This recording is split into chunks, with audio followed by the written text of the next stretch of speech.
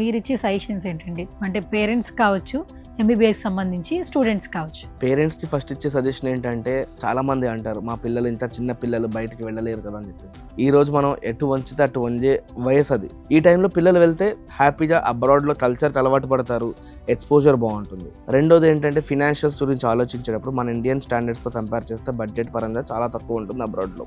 మూడోది ఏంటంటే ఏ కన్సల్టెన్సీ వాళ్ళు ఏది చెప్తే అది బ్లైండ్గా నమ్మేసి ఒక దాని మీద నిలబడడం కంటే ఫస్ట్ ఆఫ్ ఆల్ మీరు ఒక కన్సల్టెన్సీ ఒక యూనివర్సిటీ సజెస్ట్ చేస్తుంది అంటే గ్రౌండ్ రీసెర్చ్ చేయండి. ఎందుకంటే ఒక రూరల్ ఏరియాలో ఉన్న కాలేజ్కి మీరు పంపిస్తే హాస్పిటల్స్ ఉండవు, జస్ట్ కాలేజ్ ఉంటుంది, చదువుకుంటారు, వచ్చేస్తారు. మీరు ఫస్ట్ థింగ్ ఫినాన్షియల్స్ అరేంజ్ చేసుకునే విధంగా, తర్వాత కాలేజ్ స్టాండర్డ్స్ చూసుకొని ఒక మంచి డిసిషన్ తీసుకున్న ముందు 10 సార్లు ఆలోచిస్తే చాలా బాగుంటుంది స్టూడెంట్ లైఫ్. ఇంకోటి ఏంటంటే యాక్చువల్గా మీరు ఏదైతే కన్సల్టెన్సీ చూస్ చేసుకుంటున్నారో బ్లైండ్గా వెళ్ళిపోవడం కన్నా మీరు వెళ్ళే కన్సల్టెన్సీ ఏదైతే ఉందో వాళ్ళు ఏ కంట్రీకి పంపిస్తారు.